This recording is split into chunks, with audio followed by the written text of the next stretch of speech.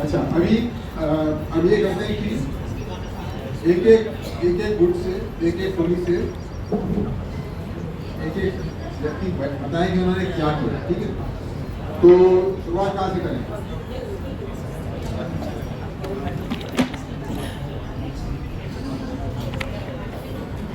उठा के दिखा। इसमें हमने ये देखा है इसका जो पोजीशन अगर हमने जब चेंज करा, इसका ये क्या बोलते हैं इसको, गुड का वगैरह, तो इसका पोजीशन चेंज करने के बाद इसके आवाज़ के अंदर थोड़ा चेंज आया इसका। और हाँ, सबसे पहली बात हमने क्या करा, जो इसका जो ये तार है तो इसको हमने पहले टाइट करा, क्योंकि टाइट करा इसको गुटके को साइड में लगाया, दोनों साइड में लगाया तो ये टाइट हो गया।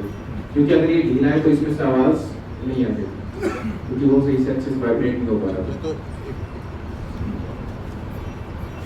और दूसरी बात ये कि जो इसका जो ये मेटल वाला है, तो मेटल वाले को लगाने पे इसका आवाज़ जो है वो थोड़ा चेंज हो रहा है, और इसका पोजीशन के ऊपर भी डिपेंड कर रहा है कि हम कहाँ पे बजा रहे हैं, तो वहाँ से उसका थोड़ा आवाज़ जो है वो थोड़ा साउंड के अंदर चेंज आ रहा है। इसको मेरा नहीं सकते,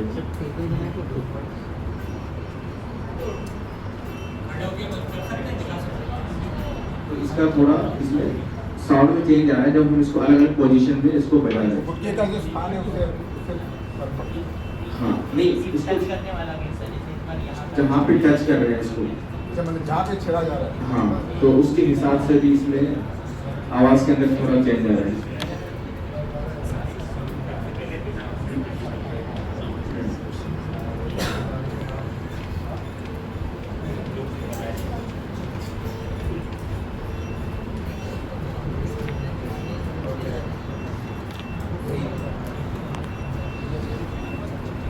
और कोई बता। इसका मतलब डिस्टेंस का भी, गुटके का जो डिस्टेंस होता है तो वो भी डिपेंड करता है।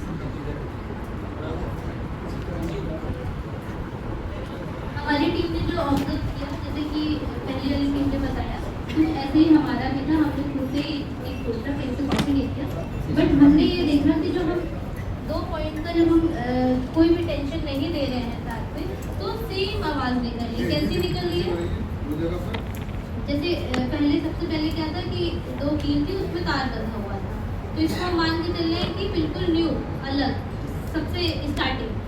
तो इसमें जब हम बजा के देख रहे थे तो एक सामान्य प्रकार की ध्वनि निकल रही थी, क्योंकि तार जो है वो तना हुआ है बट ढीला है, तो उसमें क्या निकल रहा है कि मोटी आवाज़ निकल रही है प्लस बड़ी आवाज़ निकल रही है, सामान्य पूरे तार में सेम आवाज़ निकल रही है। बट जब हमने इसमें 2 लकड़ियाँ लगाई तार को टेंशन देने के लिए, और क्या किया, एक लकड़ी के ऊपर एक लोहे का भी गुटका लगाया, और उसके बाद हमने जब बजा के देखा तो इसमें जो आवाज़ है वो चेंज हुई। कैसे फर्क आया? जो पिच है वो थोड़ी हाई हुई, यानी पतली हुई।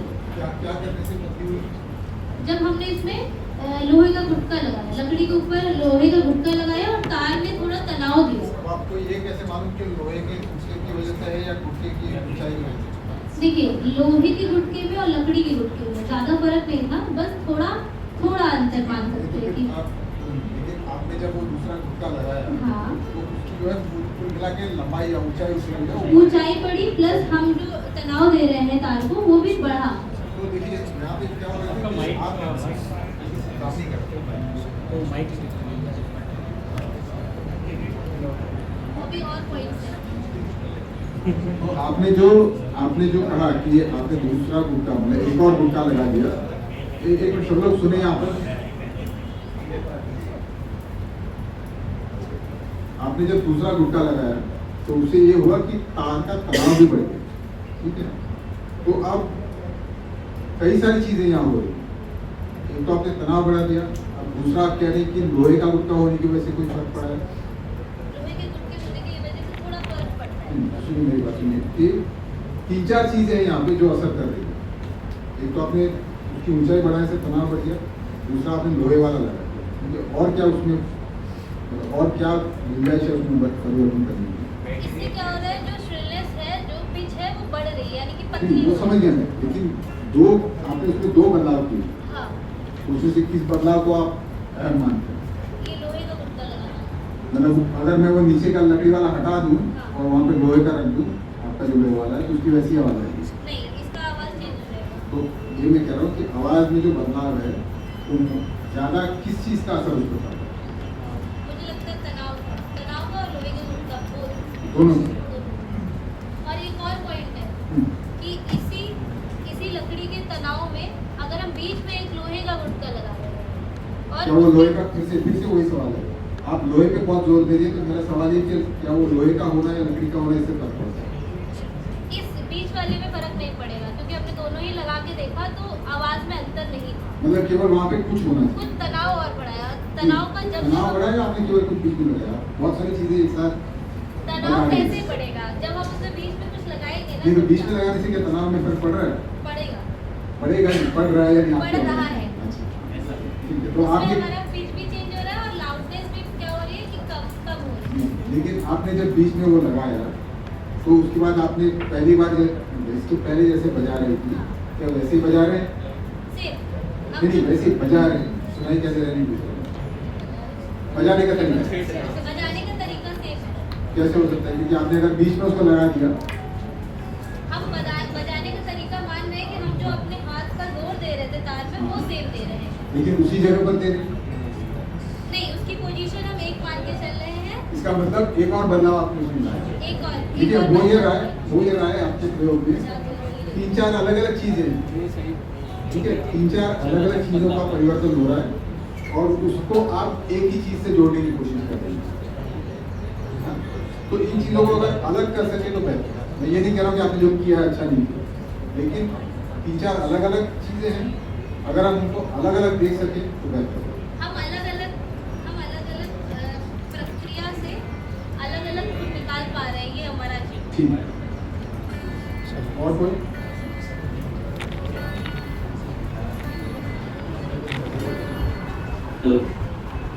सर उनकी यहाँ की जैसे दिया गया था इसमें 2 पॉइंट ही सेट किए हुए ये अभी एक मिनट।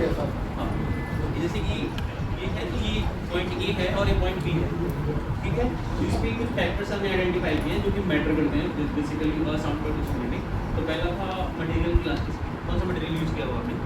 तो वायर यूज़ की है, फिर रेड यूज़ किया था।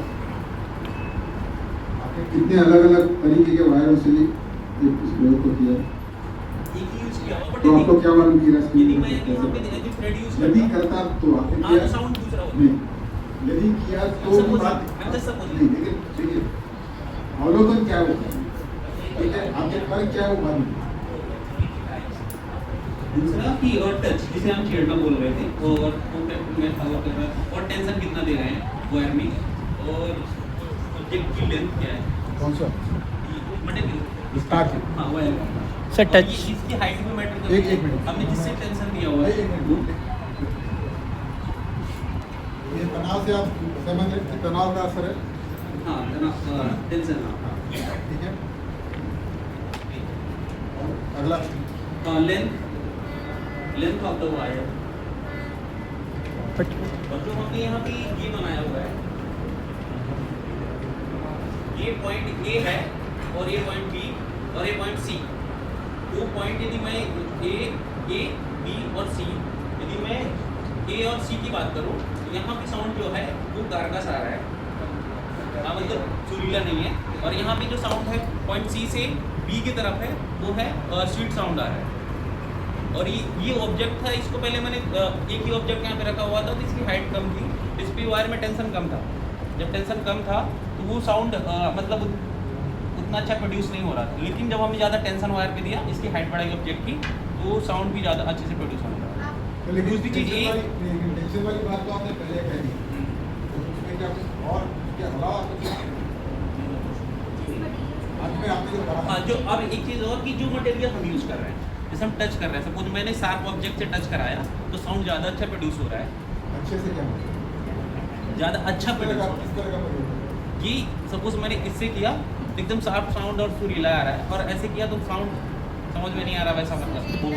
दूसरा ये कि हमने थोड़ा सा फैन के पास लेकर गए हैं तो साउंड उतना क्लैरिटी नहीं आ रही, तो मतलब तो एयर पंखे की अपनी एयर आवाज़- का इन्वायरमेंट भी इम्पैक्ट कर रहा है कि एयर किस मीडियम में आप किस मीडियम में आपको मुझे किस एक साइड में डाउट पूछना रहा, सुरीला को आप पिच में डाल रहे हो, वॉल्यूम में डाल रहे हो, पिच में बोल रहे हो ना सुरीला हाँ, साउंड बीट्स किस तरह की जनरेट हो रही है, एक तरह की पिच में। स्वीट को आप क्या कौन से पिच में बोल रहे हो मतलब मतलब कम या ज़्यादा? नहीं, बोला अगर टेस्ट, होगा साउंड का तो वो टेस्ट सुरीला कैसा है? सुनाई देगा, अगर हाई पिच होगा तो वो सुरीला सुनाई देगा।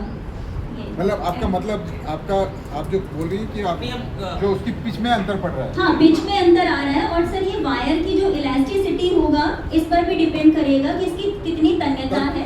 तर्क बाद में देखो। जी, जी। ठीक है, अभी अवलोकन की बात करते हैं। सर अच्छा, अभी एक काम करते हैं, किसी का अगर इसके अलावा कुछ अलग अवलोकन हो तो बताएं, क्योंकि हमारे पास समय सीमित है। आप कुछ कह रहे हैं कि अलग चीज बात करने वाले का हाँ, सिर्फ अलग वाले पॉइंट सिर्फ अलग वाले पॉइंट ये अगर हम ये पॉइंट ऑफ प्रेशर चेंज करें जहाँ पे छेड़ते हैं। हाँ तो अगर हम इनको एंड पॉइंट से जितना दूर जाएंगे उतना पिच बढ़ेगा। ये मेरे में पहले लिखा हुआ है, जहाँ पे तार छेड़ा गया हाँ उसका भी असर पड़ेगा। माइक भेज दीजिए तो कुछ अलग हो तो बताइए, क्योंकि हमारे इसकी लेंथ का अलग कर देंगे। अरे वो बोल चुके, आपका ध्यान देखिए। बाकी लोग जब बता रहे हैं तो आप उनकी बातों पर ध्यान दें, नहीं तो आप उसी बात को दोहराते रहेंगे। ठीक है, तो अलग कुछ है तो बताइए, क्योंकि हमारे पास समय सीमित है। हमने मास्टर इसको किया तो हमने ये ऑब्जर्व किया है कि हम जितना ही ज़्यादा प्रेशर से इसको स्ट्रिंग को दबाते हैं उतनी ही लाउडनेस में बढ़ोतरी होती है।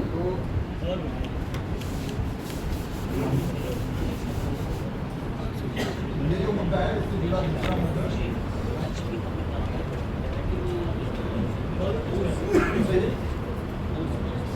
हाँ, दोबारा बताइए, आप जो बता रही थी।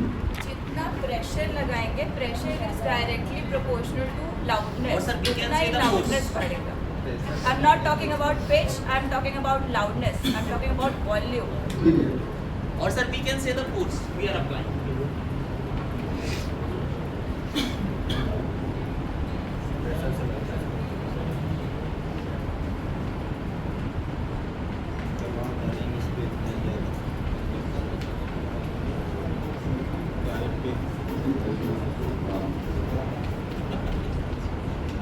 जितना ज्यादा दाब लगा के आप उसको छेड़ेंगे उतनी आवाज उसकी बड़ी है।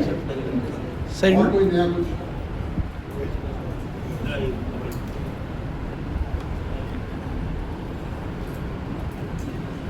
ये हमने पहले बनाया था, तो हमने थोड़ा आपका माइक, हाँ लाउडनेस बढ़ानी पड़ेगी।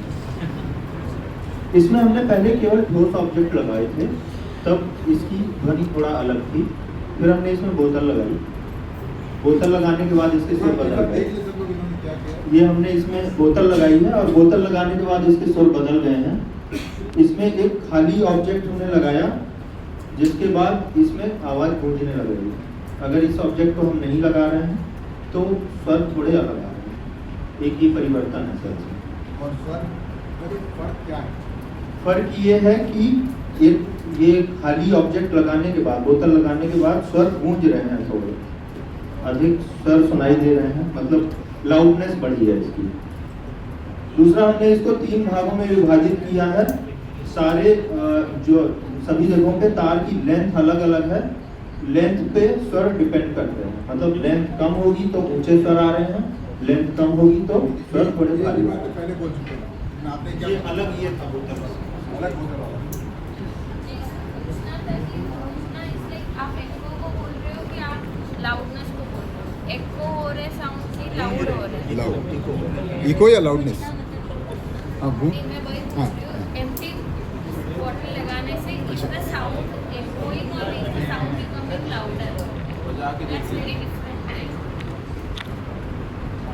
इको बढ़ता अच्छा, इको देखिए ये इनका ये जो किया हुआ है, तो इसमें आप एक चीज़ तो देख पाएंगे, मतलब मेरे ख्याल से और किसी ने ये किया है, ये केवल इन्होंने किया, ऐसी कोई बात नहीं है। तो इसमें आप एक चीज़ देख सकते हैं कि ये जो गुटका लगा हुआ है, अब कई बार ये हुआ है कि लोग सब लोग तार की लंबाई कहते हैं, यहाँ पर जो भी चर्चा हुई, तो मेरा सबके लिए सवाल ये है कि तार की लंबाई से आपका क्या मतलब है, यहाँ से यहाँ तक? नहीं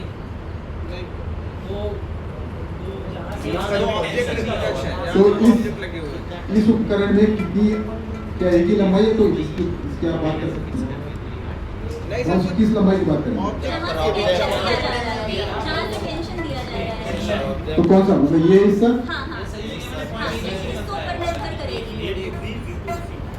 केवल ये एक पॉइंट ये, दूसरा पॉइंट ये, तीसरा पॉइंट ये, चौथे में। तो समझने वाली बात इसमें ये है, जैसे इन्होंने पहले यहाँ पे ए सी और सी बी दो हिस्से बताए थे, वैसे यहाँ पर भी है जैसे आपके में थे। और आप देखेंगे कि एक ही टेंशन पर आप दो अलग अलग लंबाइयों का असर जान सकते हैं, ठीक है। तो यदि आपका अंदेशा ये है कि टेंशन बढ़ाने से कोई फर्क पड़ता है, तो आप पहले टेंशन को तय करते हैं, टेंशन फिक्स करके फिर देखिए कि क्या क्या बदलाव आते हैं। तो ये जिस तरह से किया गया है, ये बहुत सरल तरीका है ये समझने का कि टेंशन को कायम रखते हुए आपके पास दो लंबाइयाँ मौजूद है। तो इसको बजा के सुनिए।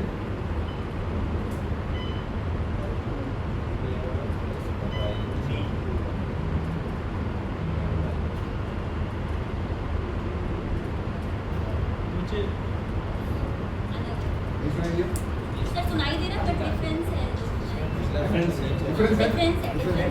तो ये जो छोटी तार से जो बजा है, वो आवाज जो है तेज है, पतली बनाम उसके ये जो आवाज है ये मोटी है। तो लंबाई घटाने से टेंशन वैसे रखा, टेंशन चाहिए। ये आप कैसे कह रहे हो कि इसका टेंशन और इसका टेंशन उसका टेंशन एक ही है सर? टेंशन अलग हो गया ना? सर एक बार इसको आप बजा के देखिए, मतलब इसमें जो आवाज है वो क्लियर है, प्लस हमको एक्सप्लेन इसमें क्या अंतर है? एक बार बजा के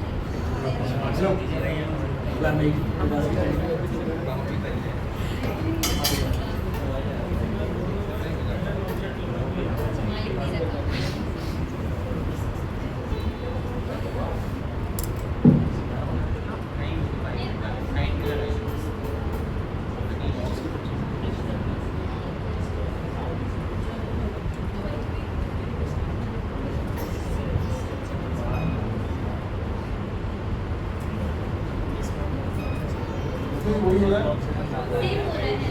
जहाँ पर तार लंबा है वहाँ पर आवाज़ मोटी है, जहाँ पर तार पतली है वहाँ पर आवाज़ जो है वो पतली है। और अगर आप उसके बीच वाला जो भी बोलेंगे आप ऑब्जेक्ट है उसको आप खिसकाएंगे तो भी आवाज़ डिफरेंट आएगी, इतनी जगह पे आप खिसकाएंगे लंबाई बदल रही है, तो लंबाई बदलने का जो असर है, वो आप सबने देखा है, ठीक है। अब तनाव बदलने वाला जो आपका भी मुद्दा रहा, तो तनाव बदलना इस यंत्र में उतना आसान नहीं है, क्योंकि आपने उसको अगर कस दिया फिर उसको आपको घुट के चढ़ा दिए तो किसी तरह से तार तंग गया, लेकिन आपको ये मान लीजिए कि तनाव कितना है और अगर उसमें बदलाव करना है तो थोड़ी उसमें समस्या है, लेकिन लंबाई से फर्क पड़ता है, ये आप काफ़ी आसानी से इसमें समझ जाए। तो ये तनाव वाला जो मामला है उसको समझने के लिए यहाँ पर हमारे पास एक अलग उपकरण है,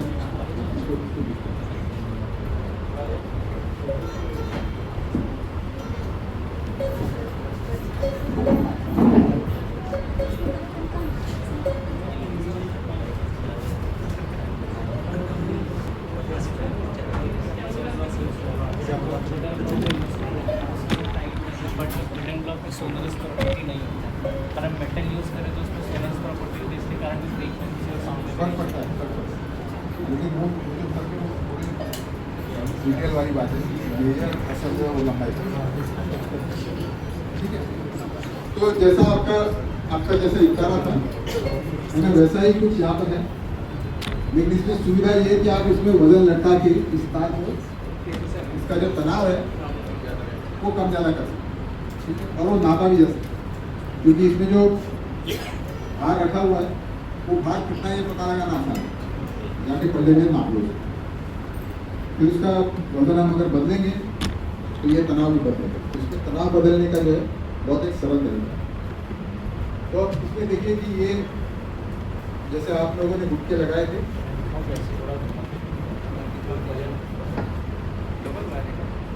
ये ऐसा दिखता है, इसमें 3 तार बंधे हुए, लेकिन बीच वाले तार पे हम लोग काम करें, इसको ही खाली ऊपर रखा हुआ है, ठीक है, बाकी के दोनों तार इस्तेमाल नहीं होंगे। ये देखा होगा ना आप लोगों ने लैब में, किसी लैब में स्कूल में भी होता है, इसका नाम है सोनोमीटर। लंबाई नापने के लिए भी इसमें स्केल बने हुए हैं दोनों साइड। तो अब यहाँ पे हमने एक गुटका रखा है और इसको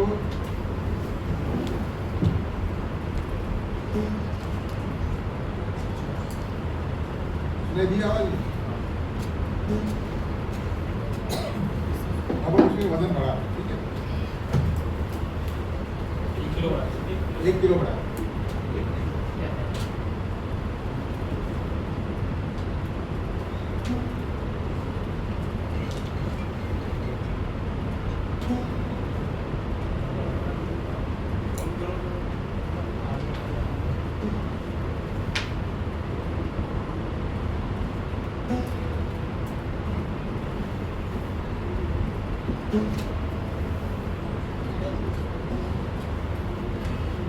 अब महसूस हो रहा है उसमें जब हम वजन बढ़ाते हैं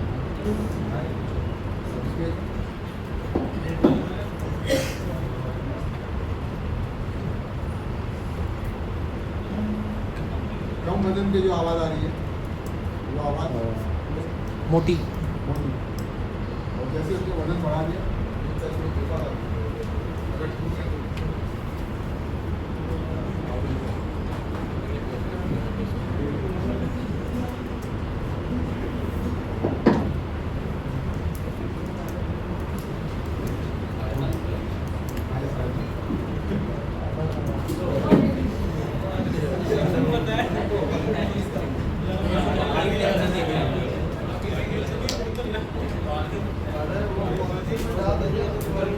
नहीं आप वजन उसमें कम कर लो,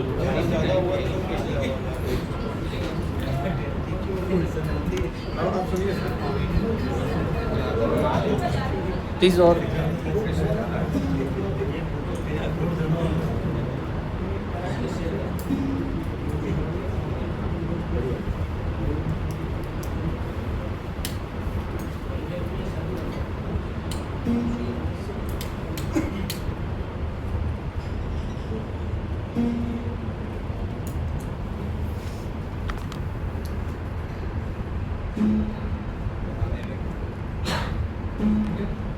तो जो तनाव जो है वो बढ़ाने से आवाज़ और बढ़ेगी। तो अभी आप लोगों ने बाकी जो उसमें सवाल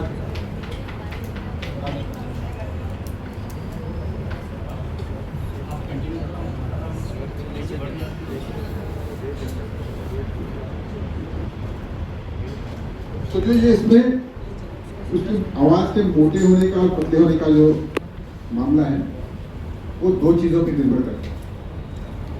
एक ये कि आप कितना उस पर तान देते हैं, कितना तनाव लगाते हैं, और दूसरा उसकी जो जो तार जो जिसको आप छेड़ रहे हैं उसकी लंबाई कितनी है। तो ये जो असर है तो इसको अगर हम बहुत बारीकी से इसको इसके अवलोकन करें तो ये समझ में आता है कि जो अच्छा बाद में थोड़ा बाद में देखिए। अब एक चीज़ अभी और उसका जिक्र करना चाहता हूँ, जो तार जो आपने छेड़ा है, छेड़ने के बाद वो तार कुछ गति करता है और थोड़ी देर बाद रुक जाता है, ठीक है। तो उसकी गति का वर्णन कैसे करें? कंपन के रूप में सर कि वो अपनी प्रारंभिक अवस्था से मतलब लेफ्ट और राइट हो रहा है। क्योंकि वो ये तार कोई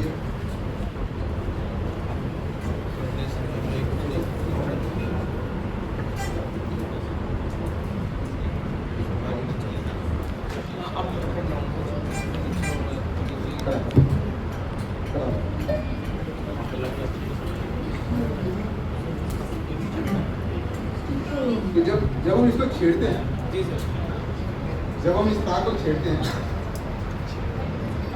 तो इस तार की गति जो है, इस गति पे थोड़ा सोच लीजिए कि कैसी गति है। इसकी गति का अगर आपको वर्णन करना हो तो आप कैसे करें? सर आप ऑसिलेटिंग मोशन से क्या मतलब है? थोड़ा विस्तार से समझाइए। प्रारंभिक अवस्था से अप एंड डाउन होना। प्रारंभिक अवस्था से अप एंड डाउन। हाँ। यहाँ पे तो अप एंड डाउन में हो रहा है। अप एंड डाउन किस तरह? आप में क्या देखिए, सवाल को ध्यान से सुनिए। जब हम तार को छेड़ते हैं तो तार की गति कैसी है? आप ये कह रहे हैं कि तनाव अगर ज्यादा है तो उसकी गति तेज होगी। तेज से आपका क्या मतलब है? बहुत सारी चीजें हो रही हैं। आमतौर पे जब हम किसी गति की बात करते हैं तो हम विस्थापन की बात करते हैं, चाल की बात करते हैं। तो तेज से आपका क्या मतलब है? लेकिन देखिए, मैं इस बात को दोहराना चाहता हूँ कि जब हम किसी भी विज्ञान में किसी भी चीज़ का जब हम व्याख्या करते हैं तो बहुत बारीकी से, बहुत सटीकता से करते हैं, और जब वो व्याख्या बन जाती है तो उसको इस्तेमाल करते हुए हम उसका जो अर्थ है उस अर्थ को पूरी तरह से समझते हुए उसको आगे ले जाते हैं। आप अगर उसमें कोई नई संज्ञा डालेंगे, नया शब्द, नया वर्णन डालेंगे तो उसका मतलब आपको समझना पड़ेगा। तेज जाने का मतलब अगर गति के हिसाब से देखा जाए तो तेज का मतलब है कि उसकी चाल जाए, स्पीड जाए। तो क्या आप यही कहना चाहते हैं? सर उसका आवृत्ति है, तार की जो आवृत्ति है वो तनाव बदलने से बदल रही है। अच्छा, आवृत्ति का मतलब समझते हैं सब लोग? जी सर। आवृत्ति का मतलब समझते नहीं सर, तो आवृत्ति में फर्क पड़ता है। आवृत्ति में सर, आवृत्ति में ये होता है कि एक सेकंड में मतलब वो कितने बार कंपन कर रही है, कितने एक सेकंड में कितने कंपन कर रही है। Yes sir. अब उसकी जो गति है, उस तार की जो गति है, उसका अगर हमको ठीक से अवलोकन करना हो तो क्या करना है? आप ये कह रहे हैं कि उसकी आवृत्ति बढ़ रही है, लेकिन उसको अगर हकीकत में देखना हो तो समझना हो तो क्या करना है? आवर्तकाल n बराबर 1.2। फिर से 2-3 अलग-अलग चीजें आ रही हैं। कोई कह रहा है कि आयाम देखेंगे, कोई कह रहा है आवृत्ति देखेंगे। तो क्या ये बराबर चीजें हैं?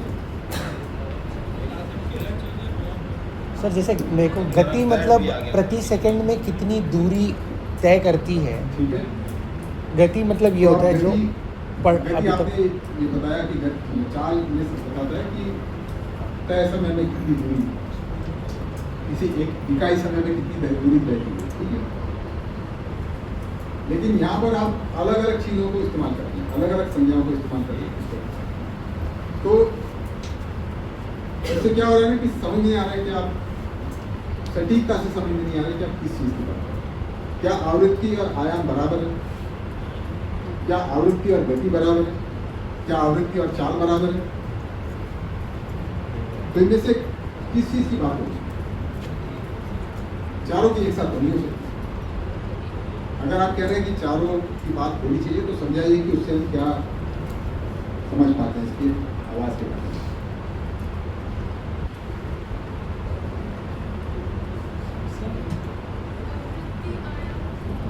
पूछिए, जिन्होंने, मैंने नहीं कहा है, जिसने आयाम कहा उससे पूछिए कि वो क्यों कहना चाहते हैं।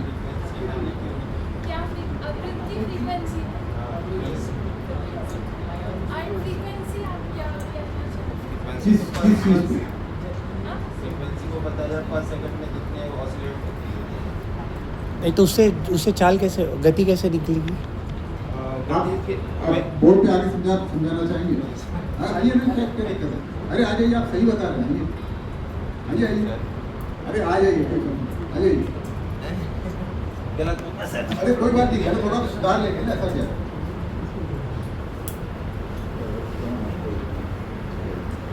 तो फ्रीक्वेंसी की बात हो रही तो इस सेकंड में जितने वो ऑसिलेट कर रही है कोई वस्तु, तो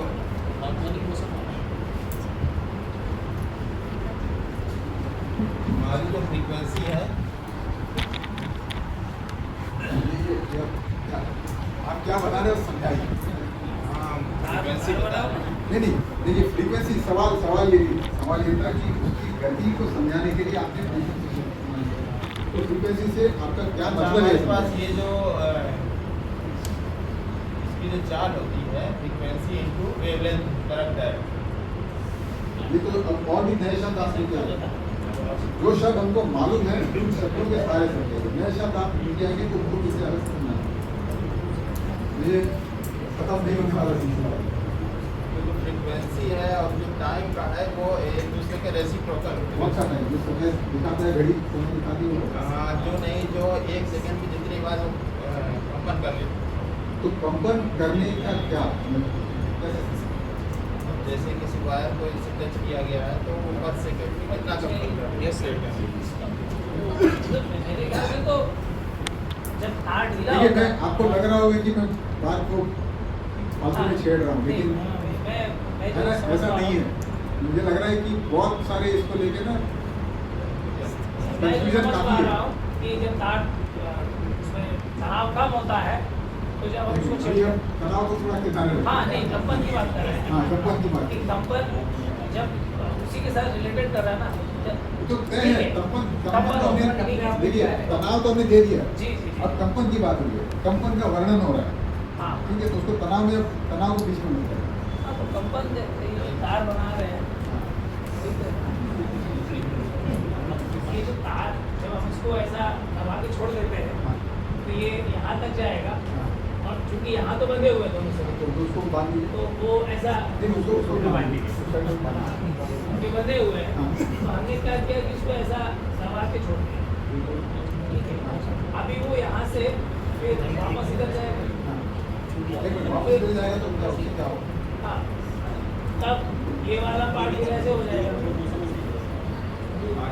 आया ठीक है, इस तरह से हो जाएगा, फिर वापस ये इधर आएगा, तो कुछ वहाँ तक तो नहीं जाएगा, हो सकता है थोड़ा कम जाएगा, तो ऐसे करके ये, और ये वाले सिरे तो चूंकि बंधे हुए हैं, तो इनके बीच में जो जितना समय लगेगा उसको रुकने के लिए, मतलब स्थिर होने के लिए, वायर को स्थिर होने तक। अच्छा, ये बात सुनिए, स्थिर होने तक के समय की बात होगी। नहीं सर, एक सेकेंड से अलग को डिफाइन करती ना, एक सेकेंड प्रति सेकंड में लेकिन अगर एक सेकंड बजे ही नहीं तो वो तो आप एक सेकंड में हम काउंट करेंगे उसको छेड़ देते ना, दोबारा तो हो रहा है, दोबारा दबा दिया उसको, तो हो सकता है कि आधे सेकंड में खत्म हो जाए। आवाज को फिर बदल, मतलब आप सही बोल रहे हो, आप बोलिए जो बोल रहे हैं। नहीं पहले अच्छा, अगर हम उसकी बात करेंगे, एक तो वो यहाँ होगा कि यहाँ से हमने उसको दबाया, यहाँ तक जब यहाँ आया तो उसको एक आवृत्ति,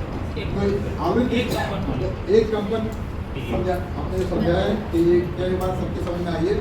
एक कंपन का क्या मतलब है कि आपने तार को छेड़ा, वहाँ देखिए, वहाँ मैंने बनाया, तो आपने तार को छेड़ा, एक तरफ ले गए, फिर उसकी स्थिति जो है ऐसी बदल दी जाएगी और वापस आएगी। तो जब ये एक पूरी आवृत्ति हो जाएगी तो उसको कहेंगे कि एक आवृत्ति पूरी। अब इस आवृत्ति को पूरा होने में जो समय लगता है उसको क्या कहते हैं? उसके लिए कुछ नाम है, आवर्तकाल या पीरियड।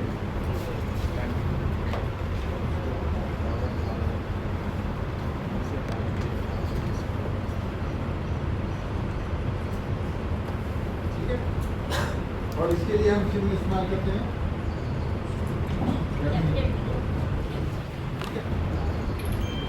और जो फ्रीक्वेंसी है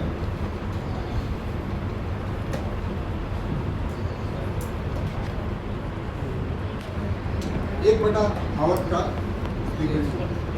इसका मतलब ये तार जो है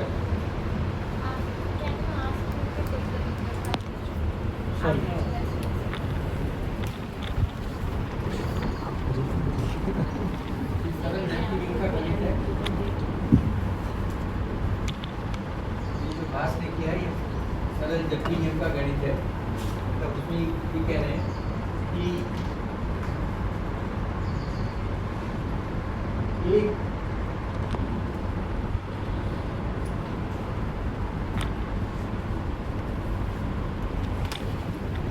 मैं कोई इकाई देता हूँ ना कि सेकंड इकाई दी है, तो 3 सेकंड में एक आवृत्ति होगी, एक कंपन।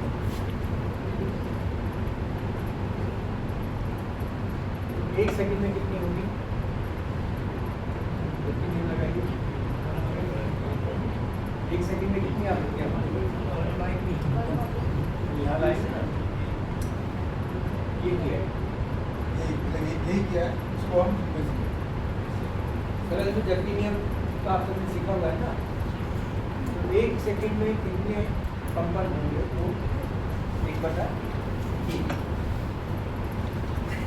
तो ये जो हमारा जो चित्र है, ये तार को दर्शाता है कि किस तरह से इसको जोड़ के देखें तो कुछ ऐसा नहीं। तार के दोनों सिरे बंधे हुए हैं। अब ये सिरे कोई भी हो सकते हैं, आपके ए और सी हो सकते हैं, सी और बी हो सकते हैं। जिन्होंने बीच में कुछ नहीं लगाया उनके लिए ए और बी हो सकते हैं, बिल्कुल लगा।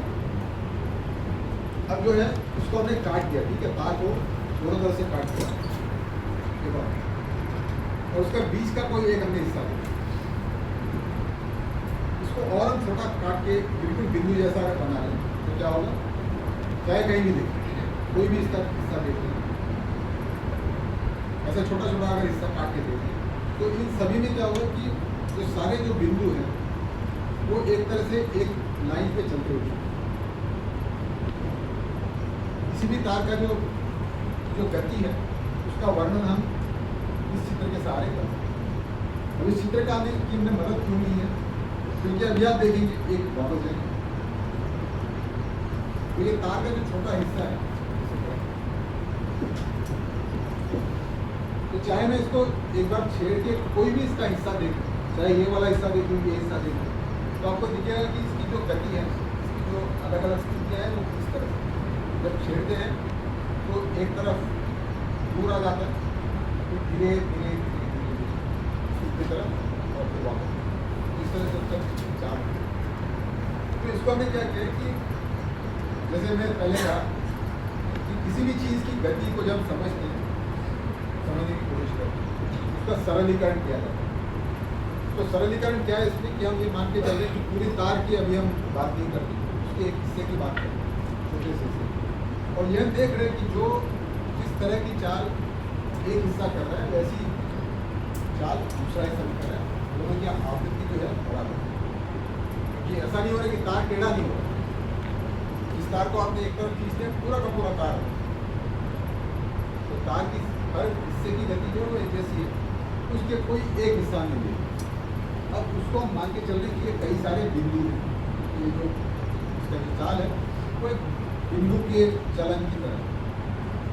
तो क्या आपने इस तरह से जो चाल होती है ऐसी चाल आपने और नहीं देखी?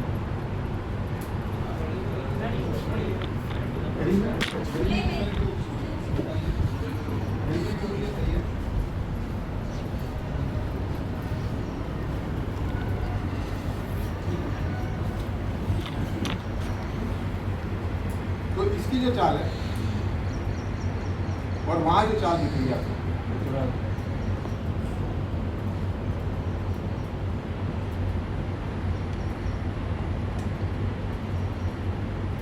ये जो इसकी चाल है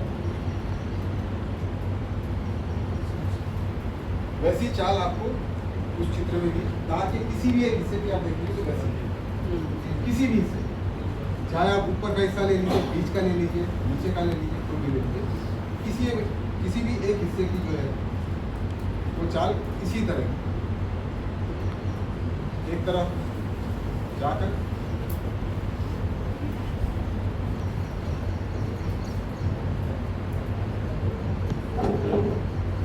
आप पीछे वाले लोग देख पा रहे हैं? तो ये जो उसका दोलन है, ठीक वैसी ही गति उस तार की। अब समझने में ये सरल है, इसको हम देख पाते हैं। तार जब बहुत तेजी से छिड़ती है तो देख नहीं पाते, तो ये एक अच्छा जरिया है समझने का कि दोलन गति कैसी है और तार की जो गति है वो भी ऐसी ही है। तो जो नियम इसमें हम तय कर पाएंगे वही नियम हमारे भावी काम है।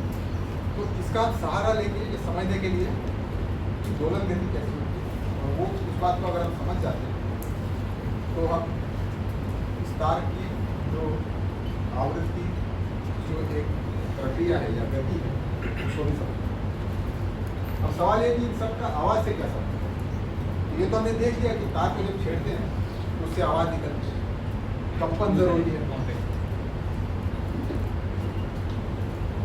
कंपन जरूरी है और तार के कंपन को हमने हमारे एक तारे में देख लिया। अब इसके बाद अगर हम इसकी गति समझ जाते हैं और हमने ये भी देखा कि यहाँ पे जैसे हमने लिखा है कि तनाव का असर पड़ता है, क्योंकि हमने ये सोलोमीटर पर भी करके देखा, उसमें वजन डालने से तनाव का असर। दूसरा हमने देखा कि लंबाई से असर पड़ता है, लंबाई बढ़ाने से आवाज़ जो है वो पतली हो जाती है, मोटी हो जाती है और लंबाई घटाने से आवाज़ उसकी पतली हो जाती है।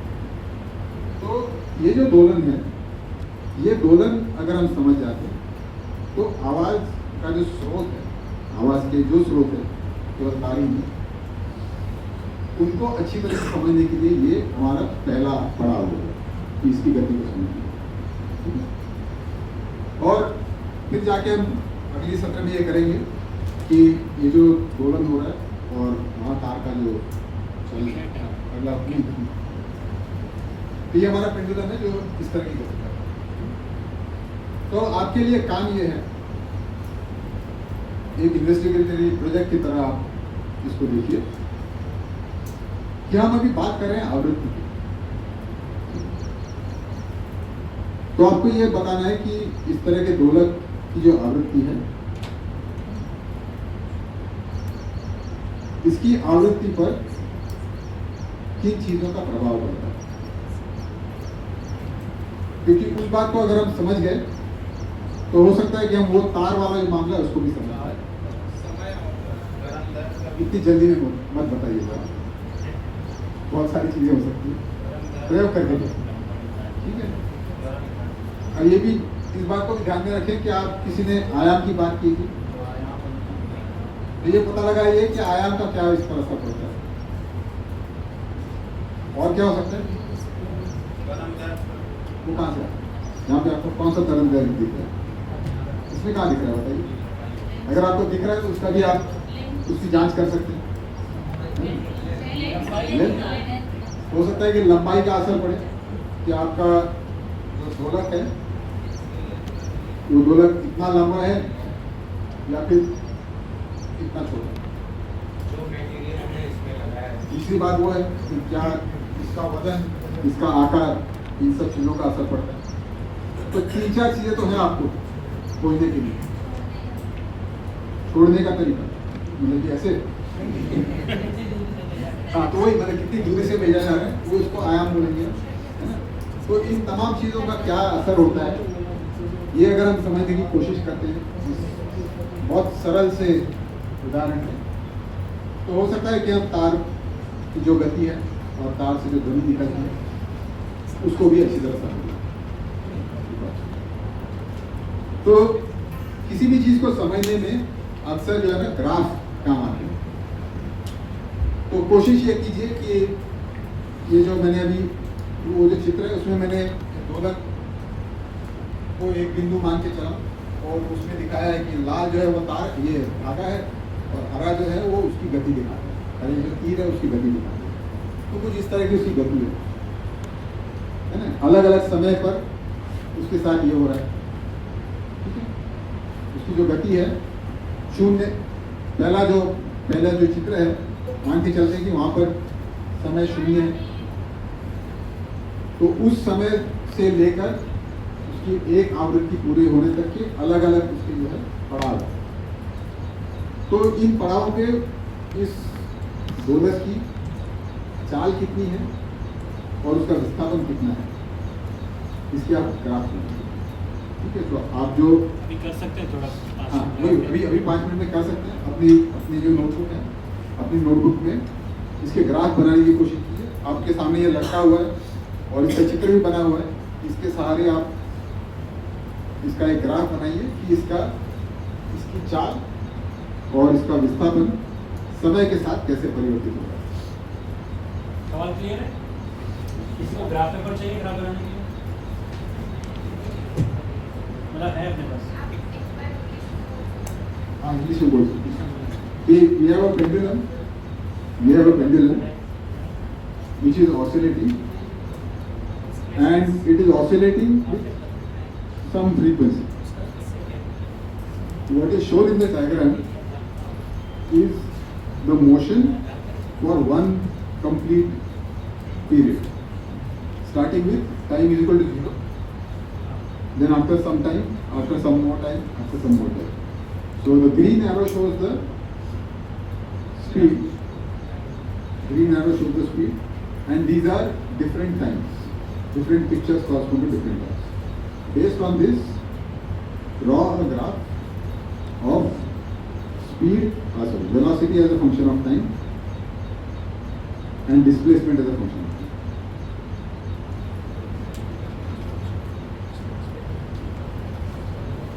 अगर कोई ऐसे साथी है जिन्होंने ग्राफ कभी भी नहीं बनाया है तो शायद थोड़ा ऐसा कोई है कि जिसने ग्राफ कभी नहीं बनाया है आपके पीछे?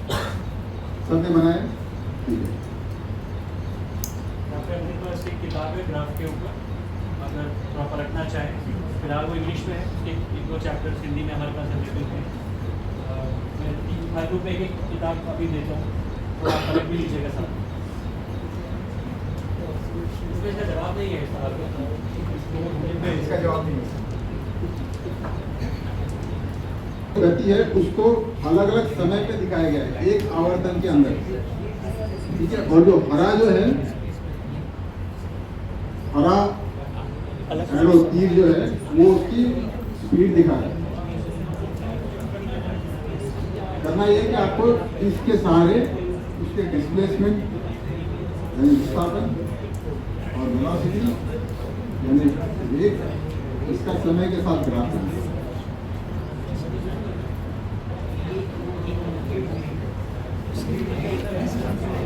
Each